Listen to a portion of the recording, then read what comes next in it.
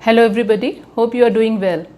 I am Qudsiya Tehseen, Professor of Zoology, Aligarh Muslim University, Aligarh.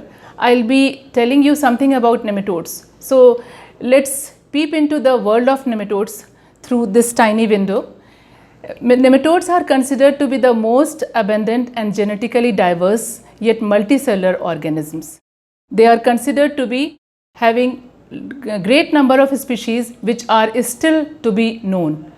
And there is a famous saying by Nathan Cobb that if we remove everything from the universe, then but the nematodes are left, then our world will still be dimly recognizable. And that is really great because of their specificity, because they are found in different regions like mountains, glaciers, hot water springs, even the deserts. Everywhere they are there in the form of a film. They have been known since very long time, about 120 to 135 million years ago. And they are there in all the habitats. They can be found in sea, they can be found on the land. On the land also they can be animal parasites, they can be plant parasites, or they can be free living ones. So if you want to categorize the nematodes depending on their size, so there are various organisms, very tiny ones which are in the microns, they are considered to be microbes. Then there are further larger ones, they constitute microfauna, which are the protozoans, but the nematodes, they constitute meiofauna, and they are considered to be the organisms which are intermediate of size of protozoans or arthropods. So what are these nematodes? As I told you that they are the most numerous creatures, but the species number is yet to be known because of their hideous nature, and their size is ranging very diversely from microscopic to about 26 feet. That is 26 feet size nematode is found in blue whale in placenta. They have got a very simple morphology, circulatory system, respiratory system and skeletal system absent. You can see here this figure shows you the diversity in these nematodes, like terrestrial, freshwater and marine. They can be of different types with different types of morphological or structural adaptations. So these nematodes are now quite in picture. In about 1,000 labs you can find nematodes to be the model, and you can see their diversity. Over 3 billion nematodes can be present in 1 acre of land, or even you can find that there in the top layer of soil, about 30 centimeter of soil, you will find numerous species can be found. So these nematodes, what is the reason of their diversity? They are really having a simple anatomical pattern, but that is called as deceptive because the simplicity lies in the eyes of beholder. You can just imagine whatever, you can think whatever you feel like about the nematodes, but these nematodes really are not so simple as they look like. They are very hardcore also, because in the space shuttle Columbia, which collided with Earth with an impact of about 2,295 times the Earth gravity, these nematodes were taken in an experiment. They were kept in aluminum canisters, and these nematodes could be found alive yet after collision. That is really amazing thing about them. So these nematodes, they impact humans in many ways. They can be causing various types of diseases. They can be the diseases to the livestock or to the humans. So they are having their own medicinal and veterinary value. Then the important pests of crops, because they cause huge losses to agriculture. Then they are having their role in mineralization, or you can say nutrient cycling. And now they are considered to be good models in aging research, in developmental research, and also in researches related to cancer. Because the phenomenon of apoptosis, that is programmed cell death, that was actually found in these nematodes, which had been a great discovery that led to the scientist, or that fetched the scientist the Nobel Prize. Nowadays they are also used as bioindicators to detect the environment quality. So you can see that their applications and uses are immense. Here you can see this picture shows the different types of nematodes which can cause diseases in humans. So not in humans, they can cause diseases in animals also. Here you can see they just don't spare any of the phylum of the animals. Here they are parasitizing the arthropods, the locust, you can see even the mosquito larva that is not spared.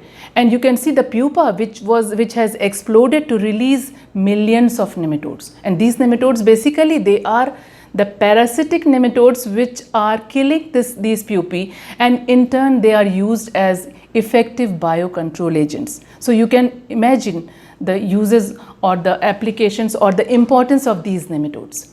Here you can see the plant parasites with a spear or a stylet which is needle-like. They can pierce the plant cells and they can just be parasites of about 6,000 known species of plants. So you can imagine that how much losses are incurred because of their presence in the field. You can see here the several layers of the plantation. You can see they are just gone because of their presence. You can see the state of sweet potato in the picture, which is again totally destroyed. So these nematodes are really a menace. These are the plant parasites which I told you, and now the bacteriivores. Bacteriivores basically they are the friendly creatures because they are relying on the decomposition, they are, you can say, basically causing or bringing about the decomposition process in the soil. So they are responsible for nutrient cycling, which is really an important event which will bring about the availability of food to the plants, the main producers. The predators are also not behind. You will find that they are feeding on other small organisms or even the other nematodes of smaller size, and they are having their presence felt in the environment because you know that in the ecosystem, the predators, they are having a very important role to play just to manage the diversity of the ecosystem. So these nematodes found everywhere and you can say in every habitat. So what is the spatial properties they are having? Why they are showing so much diversity and adaptability? So that is actually the answer. They are having a great degree of phenoplasticity. That means their body can be molded into different forms if the conditions change, and this is really a very, very amazing type of property. So let's talk about some of the features where they are showing the diversity. Like I just, because of the constraint of time, I'm not going to tell about the entire details of the nematodes, but just to limit myself, I should say that they are having an outer cuticular covering, and this cuticle also is showing the modification. That cuticle can be annulated, that can be striated, or that may show punctations, and these punctations can also be variable. Here you can see the different types of arrangement or modifications in the cuticle, where you will find that the lines can be horizontal in the form of ridges, there can be transverse striations, there can be other type of protuberances which may be showing the punctations. So you can find their variety to be immense. And then again the labial modifications, you can see not all of them, you may find that they are just looking like wriggling creatures, but they are not. They are all having their individual characteristic. In appearance also, like you can always identify one human from another, and here also you will find they are having very unique traits. So you can see the labial modifications which is quite obvious in all these forms. And this is again, most of the slides I am showing, these are actually slides of my lab. So you can see the scanning electron microscopy. Here also you will find that the nematodes are showing a lot of variation in the lip region, which shows into tiny processes. Conspicuous amphids, these are, you can see the pores in the body of nematodes, and these are actually the chemoreceptors through which they perceive the chemicals in the soil environment, and you may find that they are of various shapes and sizes. That again is a diversity which is very important for identification. You may also find that the nematodes, because they are living in different types of habitat, and that's why they are having their different feeding modes, and so the buccal cavity or the armature, that also is accordingly modified. Here you can see that the SEM or scanning electron microscopy picture that shows that how these nematodes may be having simple lips or they may be having massive armature in the form of tooth and cutting plates. So that depends that what type of diet they prefer and in what environment they are there. Pharyngeal modifications, you can see these modifications are also too many that cannot be fathomed in this small presentation.